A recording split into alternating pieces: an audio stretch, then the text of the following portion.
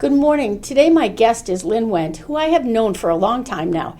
She's always doing something interesting and creative, and in fact, you are one of the people that I use as an example to do videos. The videos you were doing in front of the monuments on every subdivision. Yes. I talk about that in every class. Cool. I do it all the time. So I'm going to ask Lynn to tell a little bit about herself, but she sort of started to do some very interesting things. So would we start by telling me, Lynn, about what you did in your past life and in your real estate life? Okay. Chronologically, as a child, I've always considered myself to be a writer. Written poetry, essays, fiction, nonfiction. So I've considered that my whole life as a writer. My corporate career was in IT project management. So I delivered complex software development projects. And I was also quite often part of a think tank, a global think tank through the Project Management Association, PMI. And then when Wait a minute, that's a kind of interesting mix to have someone to be on the creative side and then go to the IT side. Kind of an interesting combination for you. Okay, so the truth is, when I graduated college, I was an anthropology major, and there wasn't much you could do with that. But I had worked for my father, who had an IT service bureau in the 50s and 60s. So I used that to get my first job at Allstate. So I just stayed in IT for about 35 or 40 years. Okay. And then when I left corporate America, as they say, I joined my son, B Realty, his brokerage with other partners, because of my project management experience, to kind of set up processes and procedures and help build the training, help build the foundation. But I got the bug, and it was the first time I was in a non-political situation and started working with clients one-on-one. And so I got my real estate license and then my managing broker's license and all sorts of certifications. I love networking, so I became very involved with the Women's Council of Realtors. I was a president of the North Shore Network and then the state network. So I loved networking and building those relationships. So everything I've done has brought me to this point as a ghostwriter for entrepreneurs. I've also been all right, back up a minute here. Okay. A ghostwriter for entrepreneurs. That is is that your new job title? That's going to be the new job title? Well, that's what I do. My company Okay. is called Empower Writing Services. Okay. And so I spent maybe a year or so building my brand and content website, and I'm on social media, Instagram, Facebook, LinkedIn, and building my connections. So, and I also have a background. We've had a few family businesses, and my father and my grandfather. So there's an entrepreneurial spirit through my family. So I'm bringing everything forward to this, and my career in real estate really helped because I realized the value of working one-on-one. I like to go out and network, but I'm kind of an introvert at heart. So I love working with people one-on-one and listening to their stories. And I think it's important in this day and age to write those stories down. So that's one of my products, people who want to tell their business legacy stories, because these stories are so impactful and so thrilling. Not everybody ends up like a Cliff Bar, that sells their company for $1 billion, but these stories are just so beautiful. And if you write it, and even if you self-publish it, if a grandchild or a great-grandchild picks it up somewhere along the line, it's well worth it to leave your legacy. You've worked so hard. The other product I do, my other effort is to help entrepreneurs grow their business by writing a book. And it is the content of the book. It's how you market the book. It's the credibility that the book gives you that helps you generate business. And within that, I do focus on real estate professionals, because I think there's a lot of reasons for them to write a book to help them grow their business. It's really Have you got an example? Have you got an example of one that you're doing or using? Well, I am writing a book now for somebody who sees the value of networking. So telling that whole story. The story. I just started, so I have had a few clients, and I know it'll grow over time. I believe in the power of stories. I am a big believer that people remember stories, they don't remember the rest. They do. They remember the stories, so I think that's critical. One managing broker I know not here on the shore, but around in our NASBAR's network. She's hiring a storyteller. She is. To teach her agents how to better be able to tell their stories. Yeah, exactly. I also think with the changes that we're having in the in the way we're going to do business, people are going to have to tell their stories a little bit more. Yes, they will. They're going to have to sell their value, understand their value, and be able to demonstrate their value. I've been teaching something and talking about every one of you has got to have a hero story. I think that's true. The hero's journey Yes. is one of my favorite all-time frameworks that I've thought about for years and years and years. And so I think the hero's journey applies to little small, excursions that you take, or the big excursions that you take. And I think it is really important to tell your story. When I talk to clients, there's a few things that are important for the side of growing your business, and that is to understand why you're writing the book, to understand who your audience is. That's so important. A lot of people write a book and they think everybody will be interested in it, but that's not the case. That's not true. It's your North Star. Who are you writing that book for? What do you expect them to get from the book, and what do you expect to get from the book? But another tenet, I think, is tell the stories. You might have a lot to say, but back that up with stories, because, like you say, that's what people are going to remember. Tell me those points again. Go. Who your audience is. Who your audience is. You got to. We spend a lot of time on discussing who's your ideal reader. Who, if you're sitting having coffee, who you're telling this story to. It's got to be, somewhat specific, because I've had people come to me with these enthralling memoirs that they want to write, and they think the audience will be everybody. Everybody will want to read the story, but it's not. Everybody might, but you're writing it for kind of a specific audience. You're thinking through who is going to read your book. You're thinking through, why am I writing the book? What is the person reading the book going to gain? And what do I want, from the book? Do I want more clients, real estate? Do I want to pivot my career? Do I want to be a thought leader? What is it I want? You have to think that through.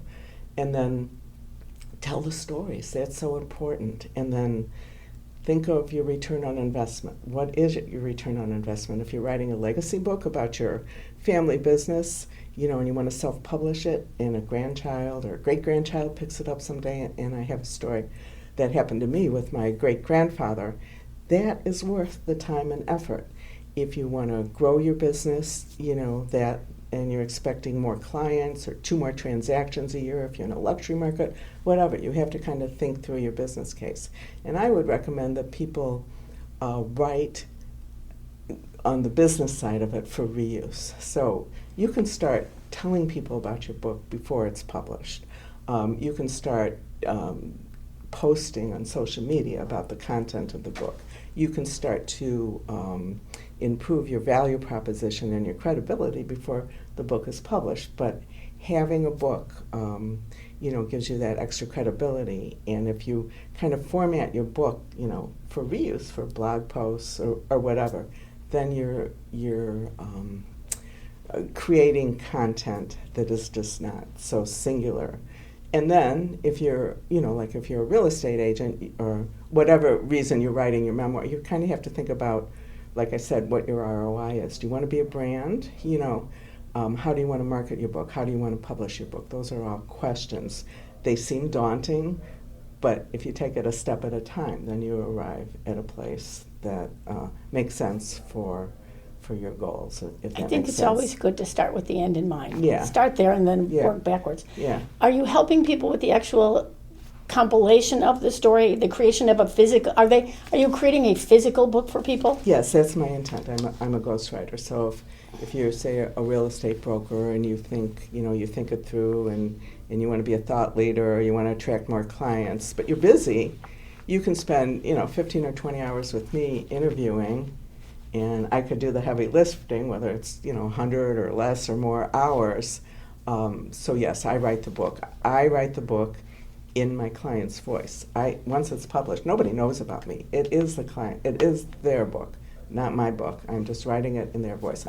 It's a service. It's just a service for people. And then I can guide them, through the back-end processes, like talk about the different types of publishing. You need a cover design and you need editing and that type of thing. But I am the writer of the book in my client's voice. That's what I do. Okay, but you also will do then the back end of the back end, or you will guide them to where to find that. Exactly. I will guide them to where to find it. I don't think one can be a writer and then a top-notch editor. I don't have a publishing company. But I spent, just like with real estate, I spent a year or more building up these relationships. So depending on my clients' needs, I can talk them through self-publishing or hybrid publishing, which is sort of a menu of what you choose depending on how you want to promote your book and edit your book and all that. And traditional publishing is much harder to break into. But yeah, I can guide them. If they want to self-publish, I can guide them to editors and cover designers and that type of thing. So Okay. yeah, it's just like with real estate. You develop your relationships with your lenders and inspectors and all Yeah. that. You don't do the work. Attorneys, you don't you don't do that We work at never all. never do that, yeah. But you can Yeah. recommend somebody who will, take them to the end goal. This is a really interesting idea for someone who's, well, it could be for someone who's brand new, but I actually think about this for someone who's been doing this a while Mhm. and is tapped out in terms of they know their business inside out. Mhm. They could teach their business to someone, but they Exactly. don't have the time to do that. Exactly. This is a way, I like the word you're using, the legacy. Uh-huh. You do a legacy of this. Uh-huh. Would also be a great idea for someone who is looking to go into the coaching business. Exactly. Coaching Yes. or speaking, if you're giving speeches here and there and you want to be a keynote speaker and Yes. get more revenue, it's revenue generating. It's Yes. a business decision. Having a book and just distributing it, not expecting to make money from the book, but distributing it so somebody goes, oh yeah, and I read her book and she's a thought leader on this or she knows this stuff. I'm going to, at a women's council, National Women's Council, or, at one of the association meetings, she will be hired. She has more of a chance, she or he, to be hired as a keynote speaker. Same with consulting, You could write your book. You could create a course from your book. There's so many things you can do to monetize, I have what another you know. friend who is writing. He's Yeah. on his second book. Yeah. But yeah. he is also one of the world's best networkers, and he has found an actual publisher Mhm. who is now Yes. looking at he's Yes. looking to publish his book Yes. to live, to be in the library kind of book, that Yes, kind of thing. yes. But it's been a long time. What Yes. kind of timeline are we talking about for doing this? Well, I would say if you're going to self-publish the book and you want it for a family legacy or you're distributing it to clients or it's speaking engagements, it might take 9 months, give or take, start to finish.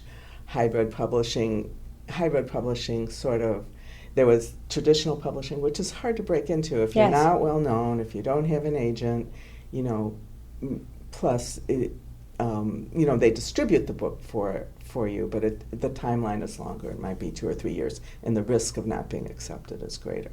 There's self-publishing, which opens up the world for so many people that they can now publish a book Yes. and take on all those And you can sell it on things. Amazon if I'm You not. can sell it on Amazon. Amazon. And then there's hybrid publishing, which offers sort of a range depending on the publisher. There's so many of them. Some of them, you have to have a little bit of skin in the game or money on the table. Some of them will do the editing and the promotion for you. Some of them expect the book to come all edited.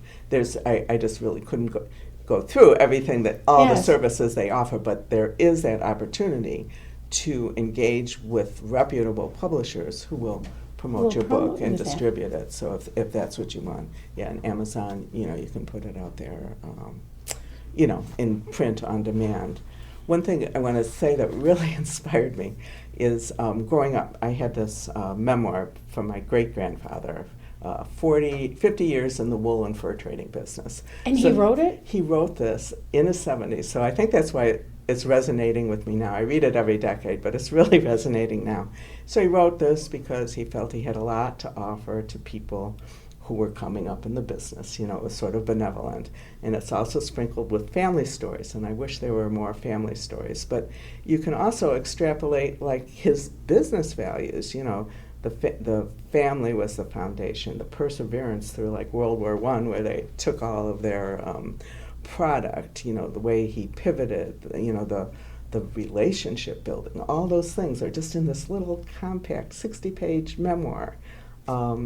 And when he was 70, he was in business with his brother who passed away, so they liquidated his business, but he didn't feel he was done, so he started a second iteration of business with 4 of his daughters. And so now here I am, and I had met them when I was younger, my great aunts, and I so lament not asking them their story about being, I didn't know enough in my 20s, but being in business with their father, in the 1940s, it was really forward thinking. And, his sons weren't so interested in the business. So he took the girls. But he took the girls, and I love that story. And so if he wrote this story, and he has like so many great-grandchildren and great-great-grandchildren, and one of them is enthralled with it, like me, and I find inspiration in it to run our own family businesses and to reach out to people and help tell their story, then this one little effort really, I'm not saying I'm an influencer, no, by any means. You can be one. But you can be one to be all right with me. little story,